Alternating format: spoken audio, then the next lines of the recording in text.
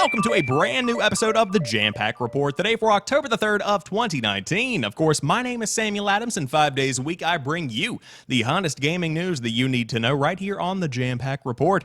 You can find the show on youtube.com/SamuelAdamsMedia and podcast services around the world, so find a feed you like and dive into it to stay up to date on the hottest gaming news. But today we have some bad news coming out of the industry because AlphaDream has officially gone bankrupt. The Mario and Luigi RPG developer is going under, and they are very much so in deep debt. Then we will talk more about the PlayStation 5, some new leaks including the codename for the console, and some features that could be coming if the reports are to be believed. Then we talk more about Twitch contracts pushing Ninja to Mixer because some new insight has been given into that situation. Then we talk more about Mixer itself because a co-founder is leaving Microsoft.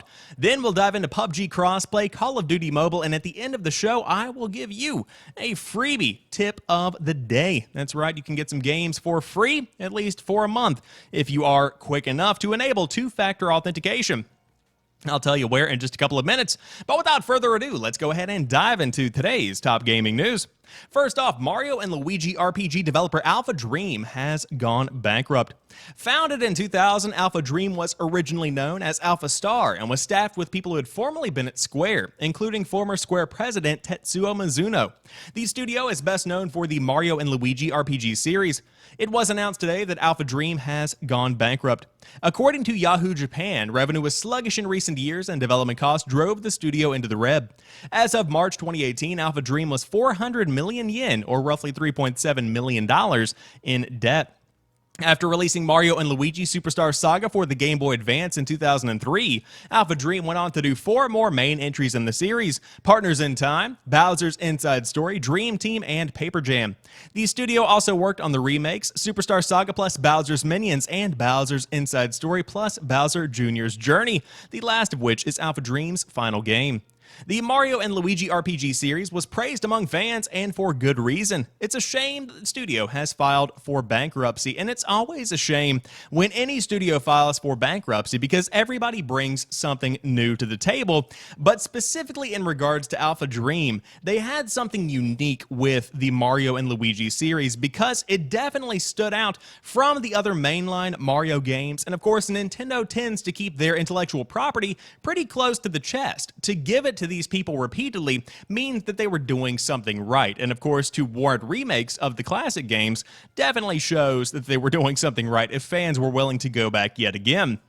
But at the end of the day, the industry shifts and changes, the trends come and go, the waves ebb and flow, and sometimes bankruptcy is the only way out. But ultimately, hopefully, they will come back in some kind of way, shape, or form, and I wouldn't be surprised to see something had been in development over there at AlphaDream. Maybe we will see that in the future in some kind of way, shape, or form, whether it be the full release or at least a partial glimpse as to what could have been. But AlphaDream going bankrupt in 2019.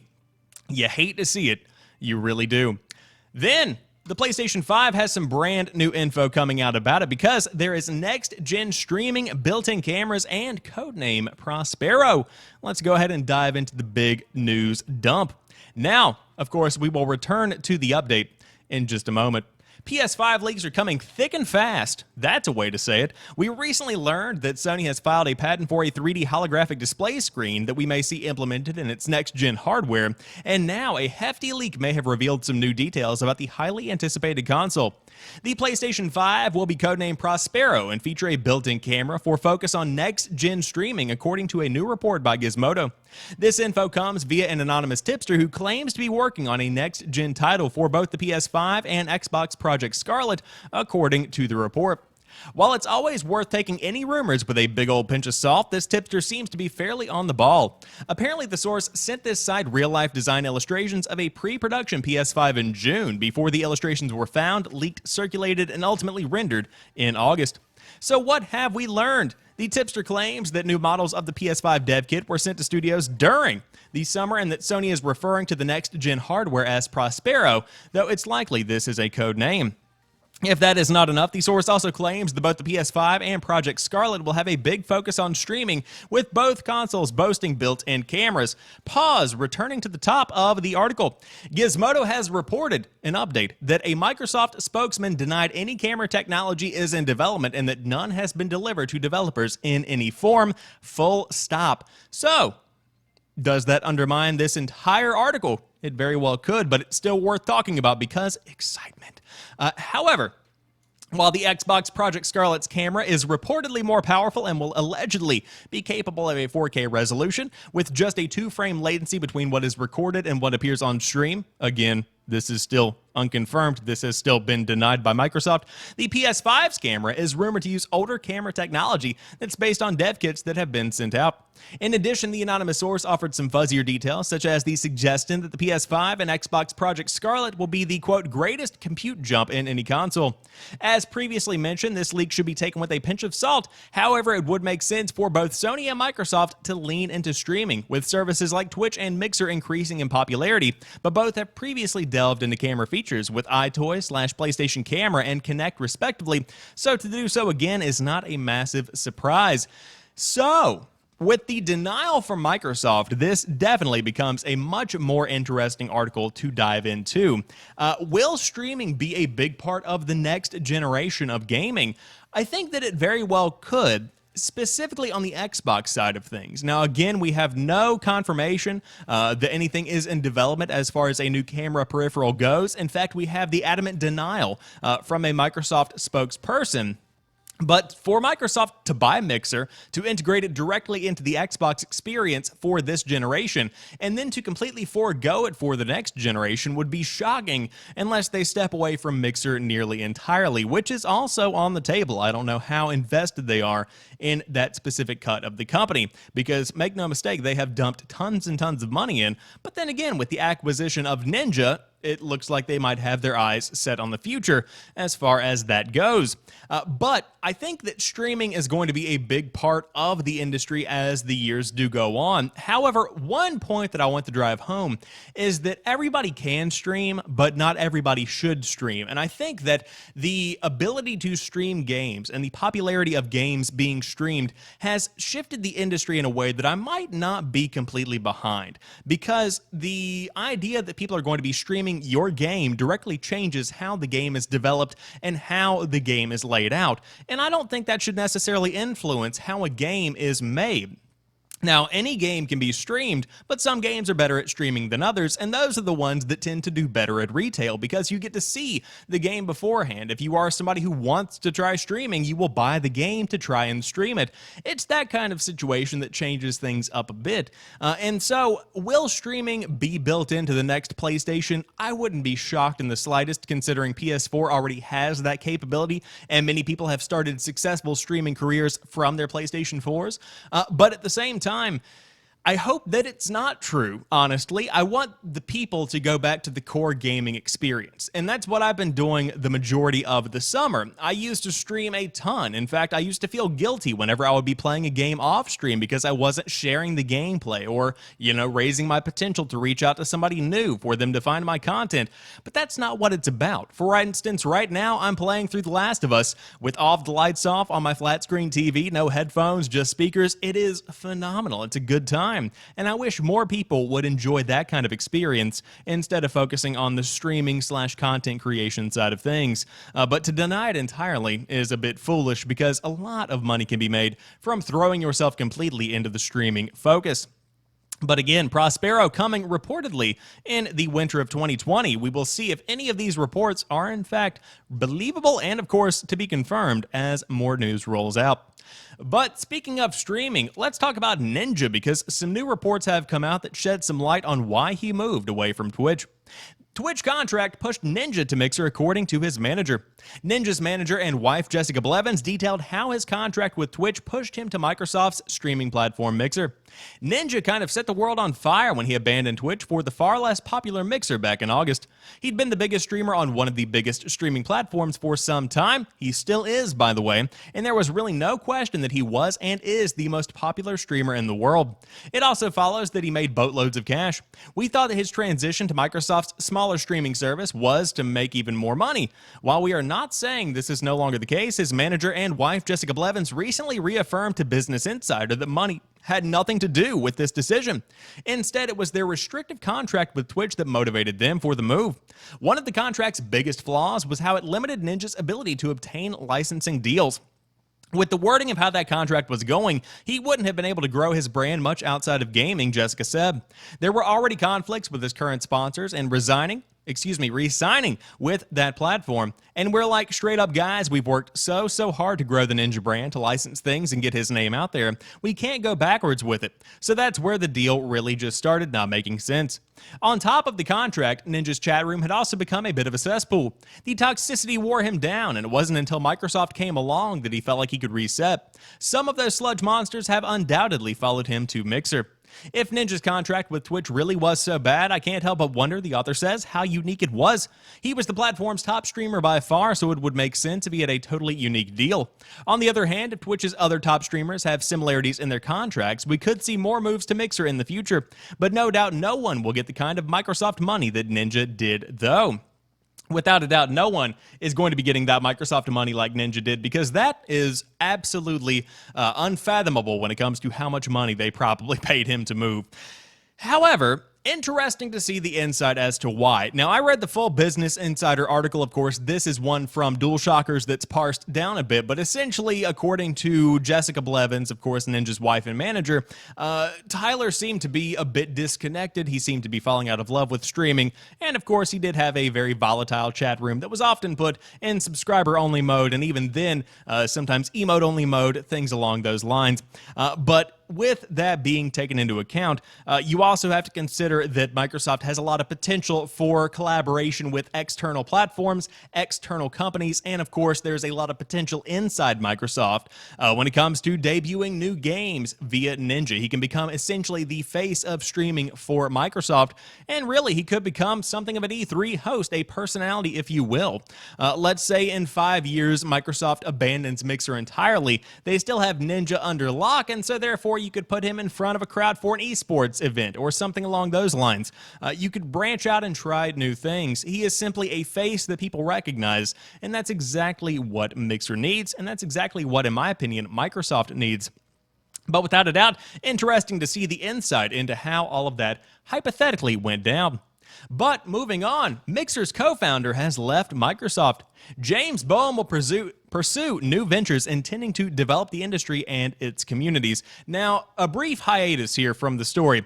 James Boehm, I'm not sure if I'm saying his last name correctly, but I went through on YouTube and found, I kid you not, 7 interviews where everyone simply calls him James, or @SuitJames. So from this point on, I'm going to be calling him James in the article. It's not really an official thing, but I'm pretty sure no one really knows how to say his name, and I'm fairly certain no one's ever said it on air.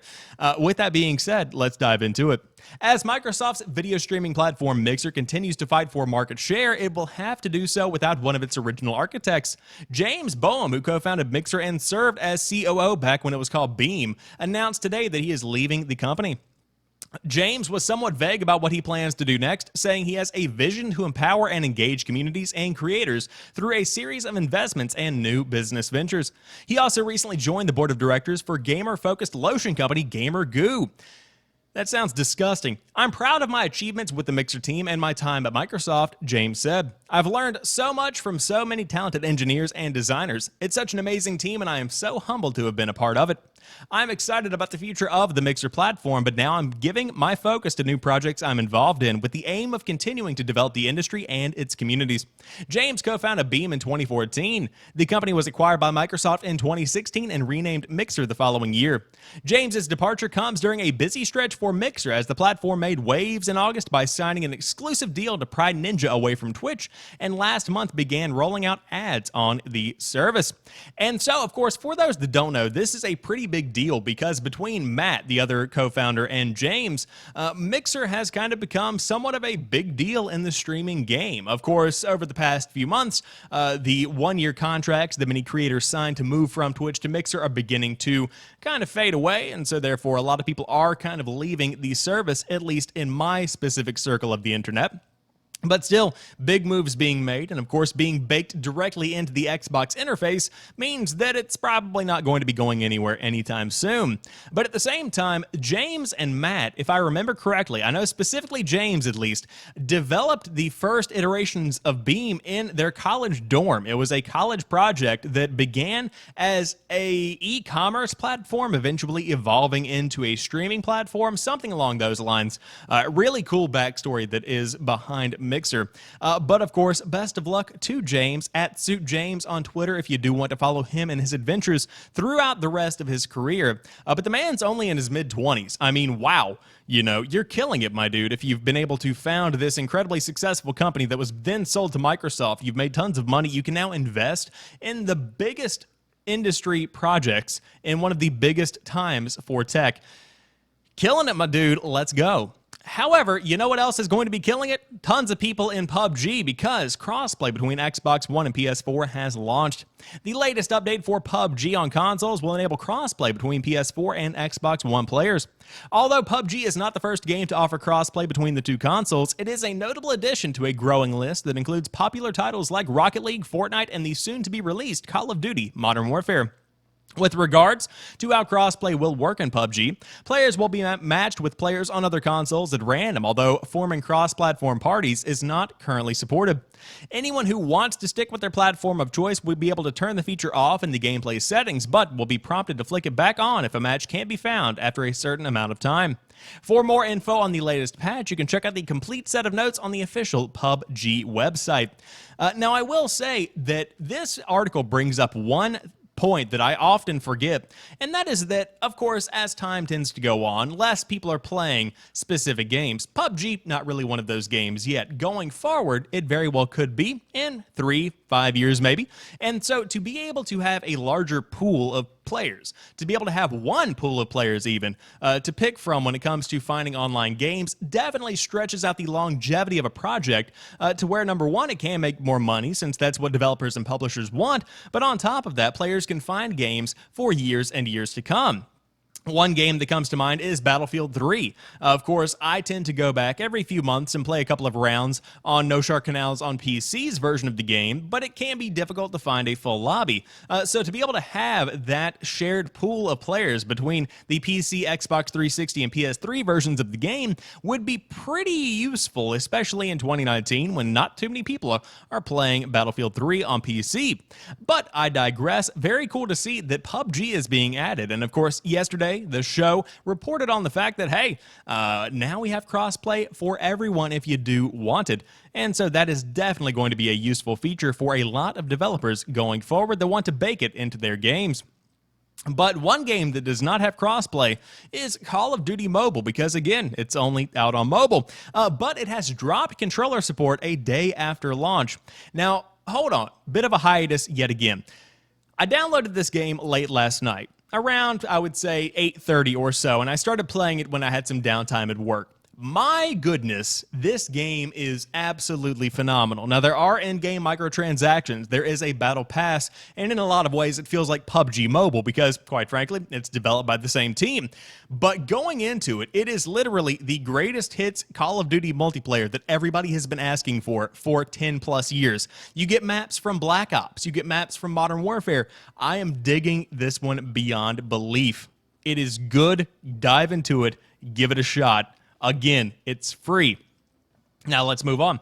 It looks like Activision did not intend for Call of Duty Mobile to support controllers.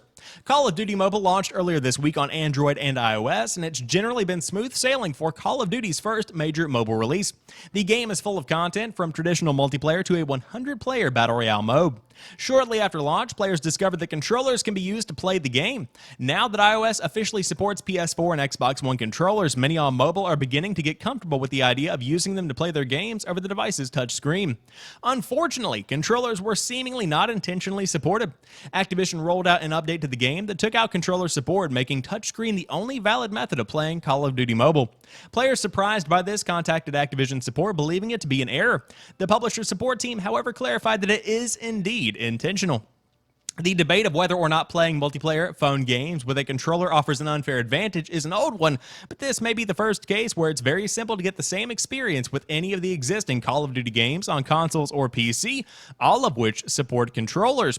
And so to some degree, I understand where they're coming from with this, because as I played the game on, of course, my touchscreen, I too wanted to use a controller, but at the same time, that would be very, very unfair for those that don't have a controller, that might just be playing on the bus or at school, wherever they might be, to be able to have that huge advantage would turn a ton of players off, because you would have one or two people that take the time to sync up a PS4 or Xbox One controller dominating the rest of the team, as compared to having everybody on the same playing field. Now, the layout can be completely and totally customized on the touchscreen, meaning you can move buttons around wherever you would like, and on top of that, the default layout, not too shabby to begin with if you did want to dive in and give it a shot from the get-go. But to see it drop controller support, a bit of a shock, since that was a big selling point for a lot of people, but still definitely worth checking out. And again, the app is free if you do want to dive in. And to round out the show, I've got a freebie for you. EA will treat two-factor authentication users to a free month of Origin access. Premier subscribers will get a free month of the Premier membership. EA is encouraging its users to switch to two-factor authentication, which it calls login verification, by offering them a free perk in return. Anybody who switches on the security feature within October will get a free month of Origin Access Basic. It's $6.45 per month subscription service that gives members access to hundreds of games and 10-hour-long early access to upcoming titles. The gaming giant launched its campaign for the National Cybersecurity Awareness Month, though participants will only start getting their free month on November the 1st. EA says all of its users can avail of the freebie so long as their login verification is activated by October the 31st. Yes, including security-conscious users who have been using 2FA for their accounts for a while now. While it is a great way for new users to give the service a try, the company will also give existing Origin Access Basic subscribers 1 month of free access. It simply won't charge them in November. Those paying more for Origin Access Premier, which comes with more titles and early access to full upcoming games for $19.90 a month, don't worry about getting downgraded either. The company says it will give them a free month of Premier instead. And so if you do want to get a free month of Origin Access, by all means, go ahead and enable two-factor authentication, because you should already have that enabled regardless, and get your free game time.